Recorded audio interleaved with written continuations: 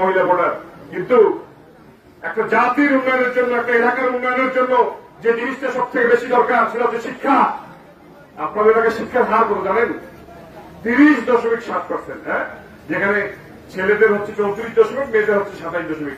তাহলে যেখানে এখনো এই দেশে পৃথিবীর যেখানে 95% দেশে প্রায় শতভাগ শিক্ষা নিশ্চিত হচ্ছে, সেখানে বাংলাদেশের মতো একটা জায়গায় যেখানে এখনো রাস্তাঘাট সবকিছু সুন্দর আছে, কিন্তু আমাদের শিক্ষিতের হার এখন 30%। তাহলে আমরা কিভাবে এখানকার লোককে নিয়ে আমরা সামনের দিকে এগিয়ে যাবো, এখানকার উন্নয়ন করবো? তাহলে আমাদের শিক্ষার দিকে নজর দিতে হবে না? আপনার কিভাবে নজর দিবেন শিক্ষার দিকে? আমাদের কোন স্কুল কলেজে কি ঠিক মতো লেখাপড়া হয়?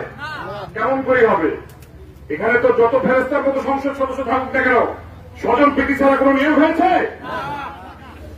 হ্যাঁ, একটা দল আসার পরে শুধু এটা নিশ্চিত হচ্ছে হ্যাঁ টাকা দিলে চাকরিটা পাওয়া যাবে। সব থেকে ভালো হচ্ছে উনি, আর অন্য দলগুলো কি পোস্ট একটা 5 জনের কাছে টাকা নিছে, কি মিথ্যা সত্য? আলহাজ চৌধুরী সাহেবের 2 আমলে ওনার হাত দিয়ে যতগুলো নিয়োগ হয়েছে, ওনাকে কেউ টাকা দিচ্ছে এরকম কোন নজির আছে? সর্বশেষ লাস্ট যখন এই 7 জন 8টা এই যে আওয়ামী লীগের এমপি সাহেব, আওয়ামী লীগের সভাপতি, এদের সাথে মানে একদম ঝগড়াঝাড়ি করে নিয়োগ পাইছিল, সেই 7 জনের চাকরির ক্ষেত্রে ওনারা তো এখন 8 লাখ 10 লাখ 15 লাখ টাকা করে দিচ্ছে, কিন্তু এখন সরকারি অফিসারদেরকে তারা অফিস খরচ দিতে হবে 35,000 টাকা করে।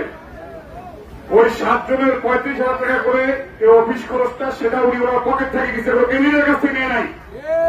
কারণ ওই টাকা 1 টাকা নিলেও কিন্তু নেওয়া, আর 10 লাখ নিলেও নেওয়া।